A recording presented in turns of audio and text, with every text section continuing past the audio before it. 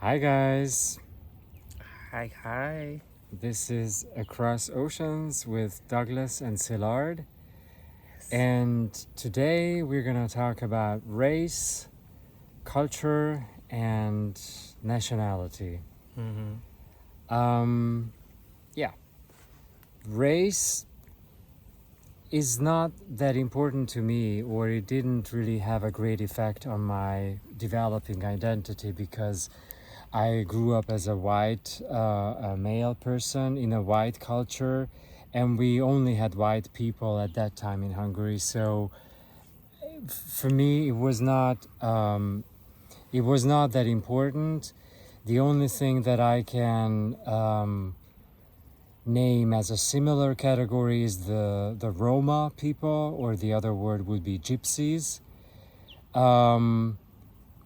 Yeah, they were colored people, and they were in minority, Yes. and they were like stereotypes, like they are criminals, they are not working, they don't live in houses, they live in cottages or in tents, or they're not even settled, they move around.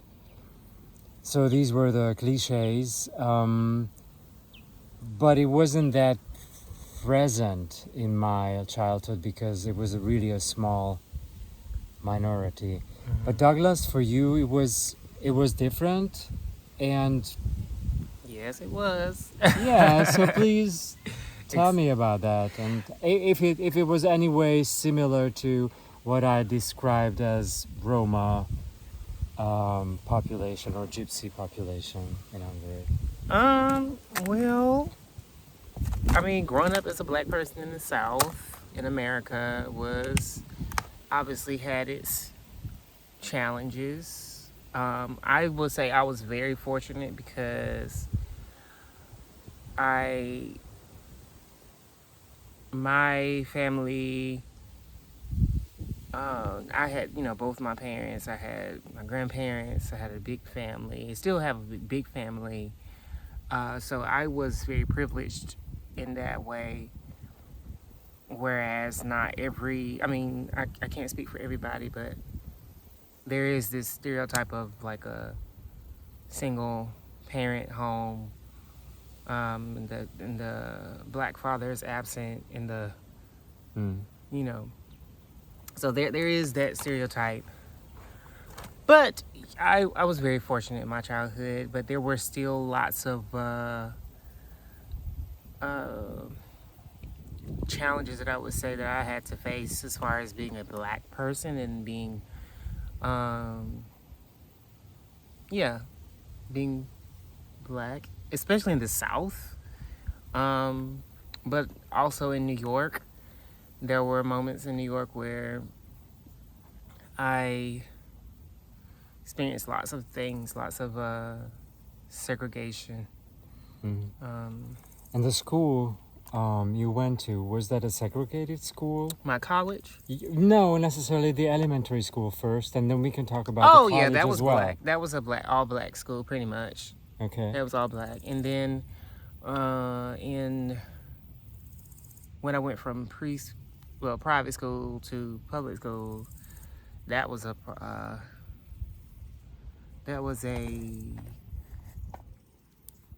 public. It was pretty much segregated. Not segregated, integrated. Integrated. Okay. Integrated. And then the rest of my schools have been integrated until I got to college. And then when I got to college, it was pretty much a historically black Okay. college. Okay. NCANT. And yeah, so what do you like? Tell me, what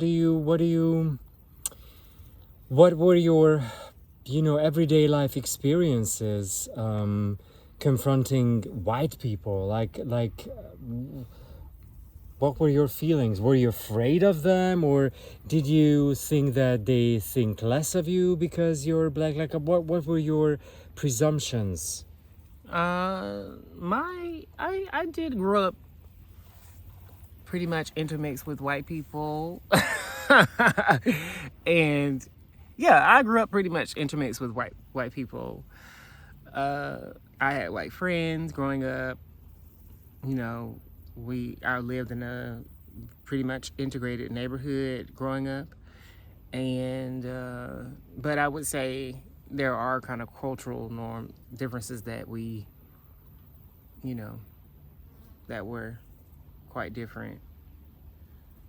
And I don't think I was nervous. I think there were moments where I was just like, didn't know how to, you know, I might have wanted to be more. I might have wanted to be more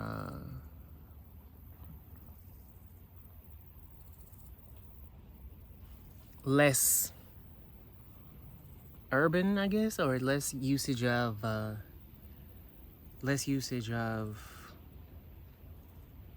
what's it called? Ebonics. Ebonics. Okay. Yeah. Ebonics is a typical usage of black, Okay. you know, black language, slang, things of that nature. I may have policed my usage of slang and ebonics. Okay. But did white people treat you differently ever? Sometimes, especially with like in the early 2000s, I would say in school, sometimes there were moments where my teachers were a little bit more strict on me and the other black kids in my elementary school. Oh, okay. Um, And why? Why do you think? I don't know. I feel So, like I was treat you probably different. cantankerous. The people in the Okay. school, I mean, this is my own opinion. I think that lots of the Southern American school system can have, it's very rigid sometimes. Mm-hmm. And I think a lot of black people are auditory learners. There are different types of learning styles, and I think that sometimes black students are more engaged. They want to be more engaged than just this learning style that is imposed upon us of sit in your book, Mm-hmm. sit down and read and be, I think we need more movement, we need more activity because of our roots, because of the culture. I think we need more of that. And so I think sometimes there is a disarray and there's a disconnection between the education system from the Southern American perspective, but also just in general as far as Okay. Okay, I'm just thinking about this learning type because in my studies I learned that there's no such thing. I mean, there are learning types in terms of you can learn things visually by listening and, doing and all that, but there's no such thing as that you are this kind of learning type and another person is that kind of a learning type, or that was not scientifically. They didn't find any proof of that. It means that we have these channels available to us and we all can learn along these channels. And there might be situations when you might use visual impulses more effectively than in other situations, but it's totally flexible and it's not set in stone.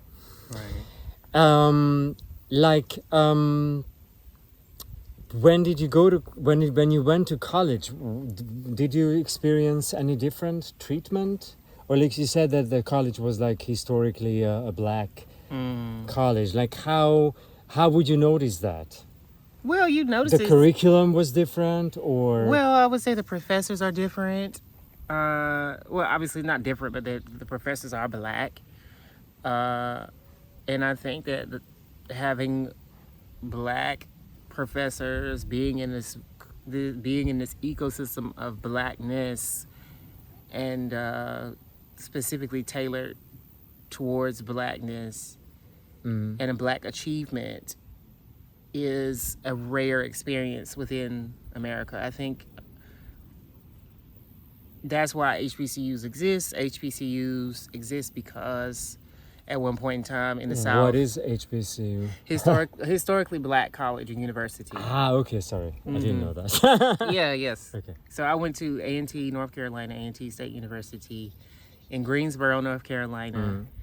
And it is a predominantly Black college, and there's lots of predominantly Black colleges.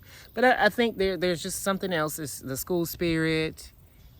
The spirit is different. There are certain things that only we have, like the Greek culture is very specific, and it integrates the society, the Greek life, and then also I think there is a greater sense of community with Black colleges that is not necessarily the case for Black students attending PWIs or publicly white college, predominantly white colleges, institutions. You mean Greek?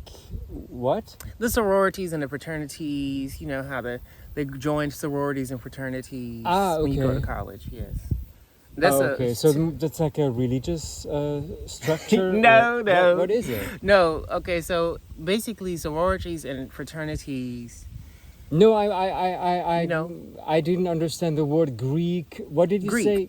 So the like reason from Greece? No, it's from the Greek life. Basically, so sorry, I have no idea. I'm sorry. So for the sororities and fraternities, they have these Greek letters.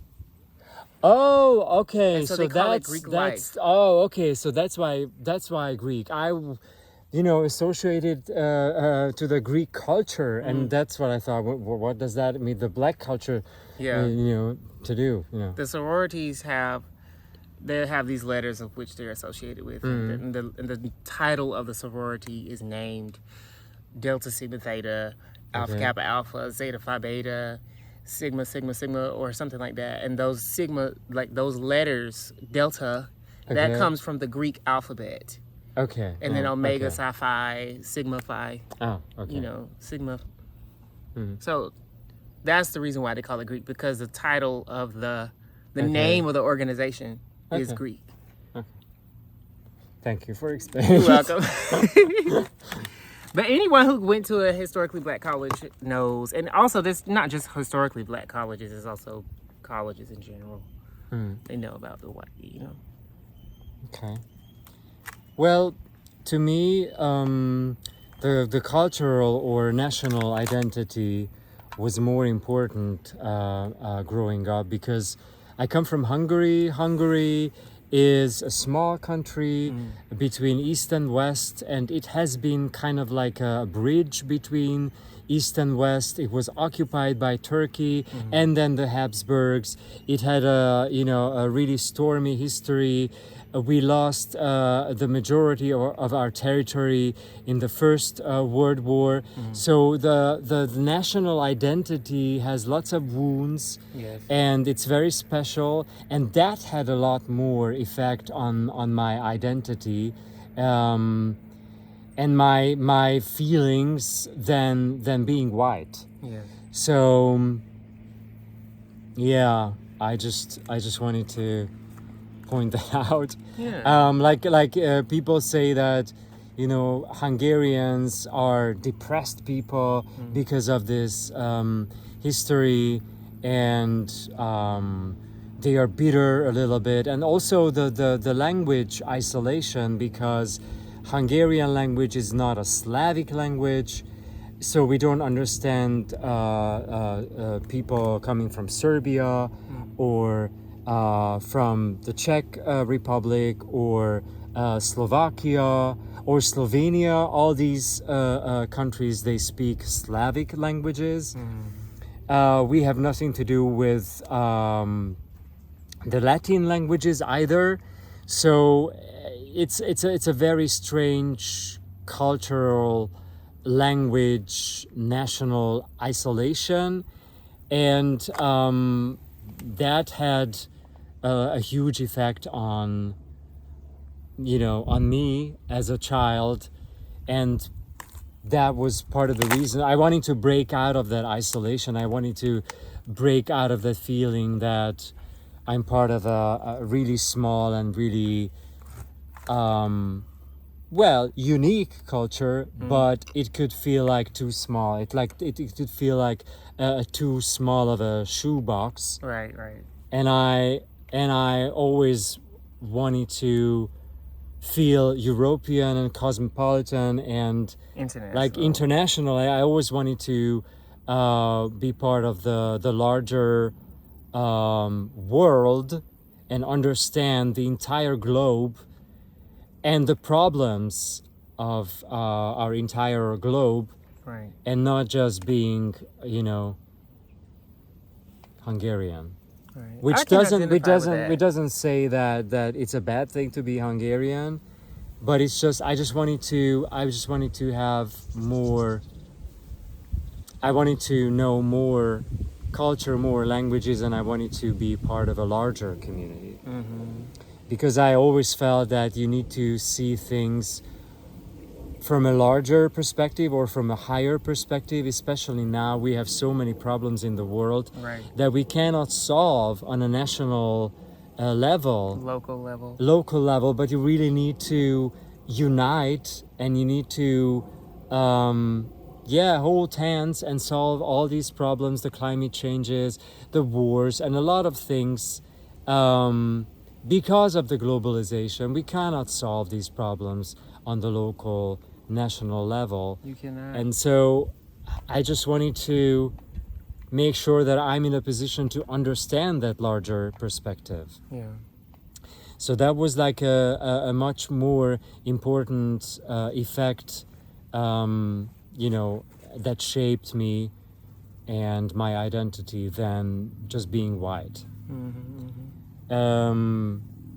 Plus, I already talked about this in a previous episode, explaining that my grandfather was coming from Poland, and my grandmother was actually Swabin, so she came from South Germany at some point. Not she was born in Hungary, but the family.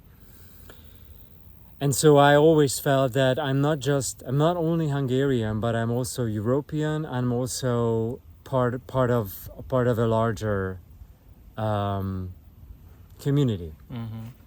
Right. And do you feel like the American culture does it give you a sense of nationality? That you come from the United States, or a sense of cultural identity? Like what can you tell us about that? I don't know. I feel like it's probably the best right now. I'm in a good situation that I'm out of the U.S. because the U.S. has so many. I mean, I'm grateful for my homeland. But there are its problems. I think the United States is very divided. And that was showcased throughout the results of the elections that we've had, and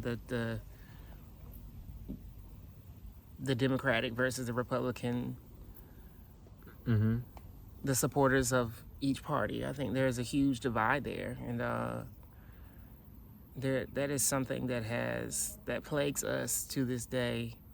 And I think there is a very divided American identity. I think there are some people who are still, and as a result, it's very hard for me to. It is very difficult for me to have a sense of pride sometimes, because we have so much progress that's being rolled back, and so violently rolled back. And I think right now, I'm proud of, what happened with Kamala Harris. I'm proud of what happened with the governor in New York, Madani. I'm proud of the Obama Center that was recently opened. I'm proud of the Obama, that was a positive moment for me. When I was growing up, we had Obama. He was the president. Life was very good for me, and for a lot of Americans back then. But I still think with Trump and his foolishness, we have a lot going on. And it's hard to have a sense of pride for America now, because there's just such a division. It's just a division. Mm-hmm. And there is an embracing of erasure that is happening for lots of cultural institutions that preserved the past and the history. People are trying to erase the past. People, there was this huge thing that happened with the African American history of the National History Museum of African American History. Museum of National and African History. Yes, in D.C. And basically, they would try to shut it down because they were losing funding, and there was this whole big thing, and it was really horrible to see that they're still trying to erase the past. That's one thing that I will say about Germany. I think Germany is very upfront about what happened. Yeah. It is very upfront about what happened. Part of Germany, yes. Part, yeah. It's also changing, and so the thing is that there's always a backlash, unfortunately. Like, for example, when we talk about culture, it's also interesting to talk about Germany and Berlin as a culture, because at the beginning of the 20th century, after World War I, Berlin was like a safe place for gays and transgender people and non-conforming people.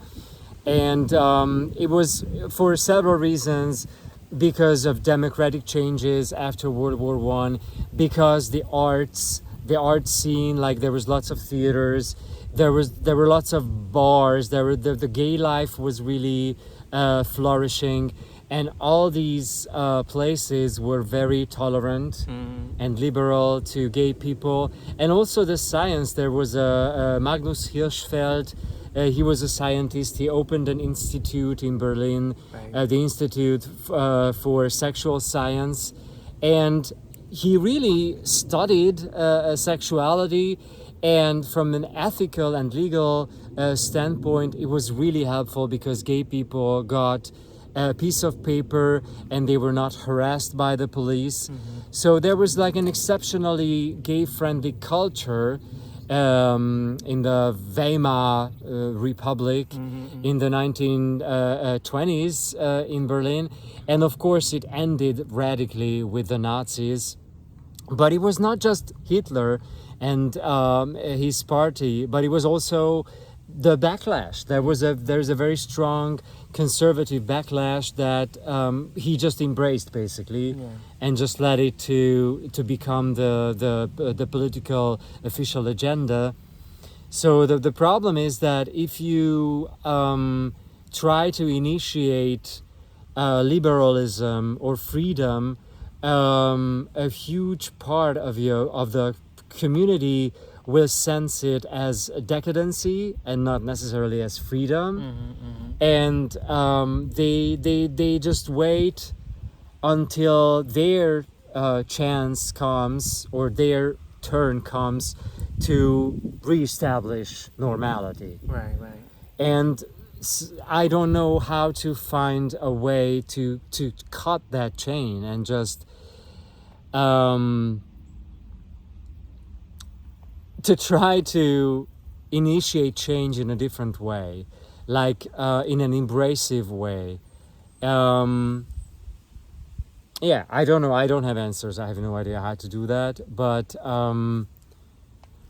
I do think that you need to really have an all embracive high perspective. You can't just stay on national perspective, and you can't just stay on a certain section of the society. You have to embrace the entire society and have to try to make it right for everyone, even though it's really hard and it's really a painful and difficult process of finding compromises and finding ways that work for everyone. Right. What I wanted to ask is, like, is there a specific political movement that is specifically black in the United States? Like do black people have like a tendency to vote in some direction or have a specific political direction? Well, there is a Black Panther Party. That's been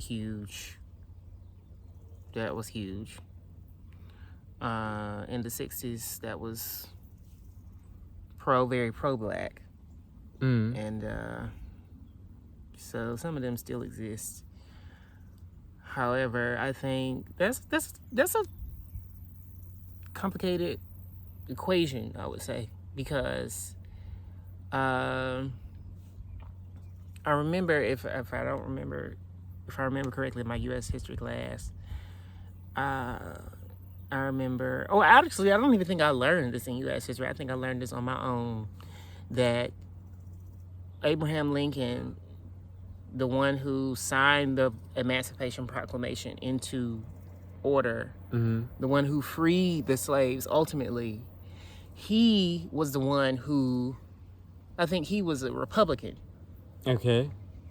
So I think that it was actually switched. There were black people were Republican originally due to the Republican Party that I think was led by, I don't know if this is historically correct, but I think they were embracing of the Republican Party, and then I think sometime around Reconstruction, there was a switch.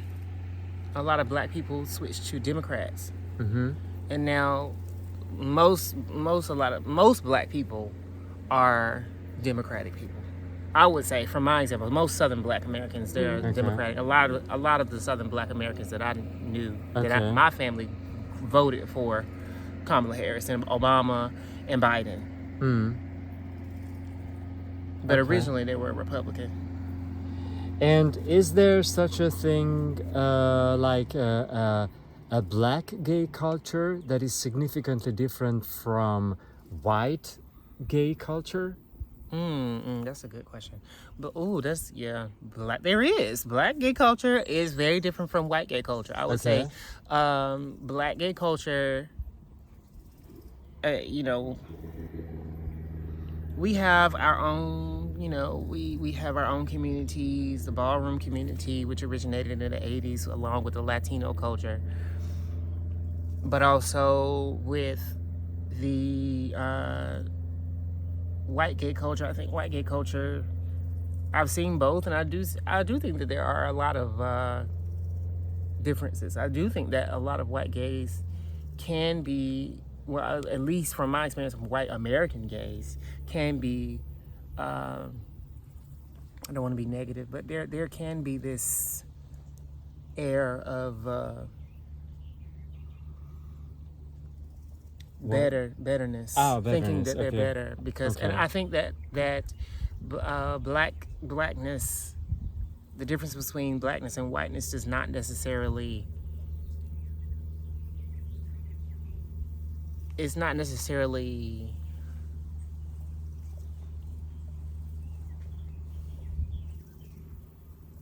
Blackness and whiteness is blackness and whiteness, no matter whether or not you're gay or straight, And I think that a lot of there is a difference.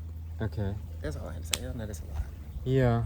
Well, the thing is with the skin color is that it's visible immediately, and nationality and culture only becomes visible if you start speaking. Yes. But yeah, skin color, you can immediately read something into another person based on his or her skin color. You can. And how did you experience that in Germany when you came to Europe? Like, how does it feel being black here in Germany? I don't think it's. I don't think that I have. I don't feel that ostracized. I don't feel ostracized here. I don't feel. There are moments and there are moments, but I don't think that. No, I don't think that I feel as ostracized as I would. I feel very normal here. And I think that is the case for a lot of black people when they come to Europe. I think there's still a lot of residue from slavery and segregation that still permeates the culture of America. But I think that with Europe, I think this has historically been accurate. Europe has historically been a place of black freedom for creativity with Josephine Baker and Tina Turner and Andre Leon Talley, James Baldwin, Langston Hughes, Richard Wright. All of these people have come here and they felt very free and relaxed to sit down and put their burdens down and really focus on their craft. And that's what I feel. But Yeah. I feel the same. I know it's, could be pretentious to say all of those things, but I feel the same way. And in your identity, is being black is stronger, or being gay, or can you separate those things at all? I think that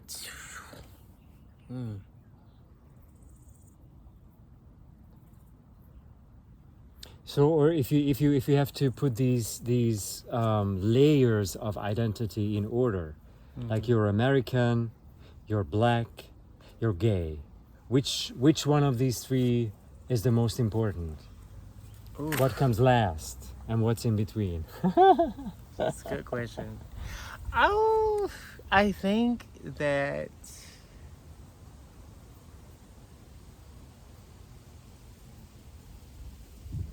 probably my queerness comes first. That's the most evident, self-evident thing. Okay. That's probably the biggest thing that I've struggled with. Then my blackness, Okay. then my queerness, then my Americanness. Okay. I think my queerness, blackness, then my Americanness. Okay. Okay. Cool. Yeah. Okay. You have to be strong to be all three. That's just a tough combination. Yeah, and I feel the same way, that being gay is probably the most important thing about me. Yeah. Even though I've been fighting really hard in my entire life that it should not be that important, because I always trying to convince myself that it doesn't matter. It's just part of my identity. It's not my entire identity, and yeah, it's true. But I have to admit that's probably the most important part of my identity, because it's so personal. Yeah. It sits so close on my skin. It has to do with my sexual life. It has to do with my partnership. It has to do with lots of things. It's really difficult to ignore it. And even though, as an intellectual, as an artist, I always wanted to speak for a larger community, or speak from a universal perspective, Right. I cannot deny the fact that I'm gay, and I see the world from this perspective very much so. I can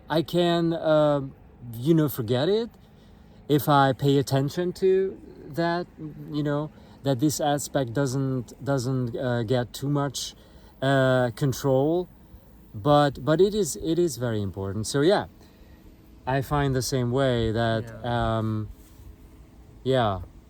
I'm gay, first of all. Second of all, I'm Hungarian, but I am European. I'm also universal. I'm also a citizen of the world, because that's what I always wanted to be. And I think identity is layered, and you can have all different kinds of layers, and in different situations, one layer becomes more important than the other. You can even decide to which layer you give more power in the moment. And I do think that we need right now long-term thinking on this globe to be able to create a sustainable environment for our children, for our grandchildren, and everything else that creates short-term thinking Yeah. is damaging. Whatever that falls into that category, whether it's nationality, whether it's corporate interests, whatever that is, we need to build up long-term thinking so that we can survive in this world. Yeah.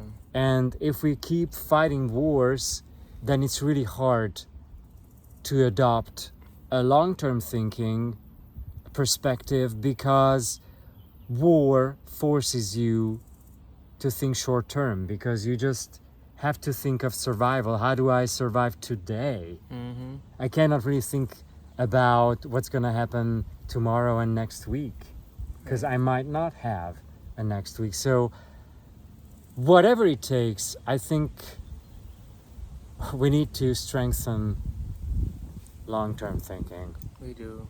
Okay. I think, yeah, you're right. Okay, I think that's it for today. That was good. Thanks for listening, That was and pretty. Yeah. see you next time. See you next time.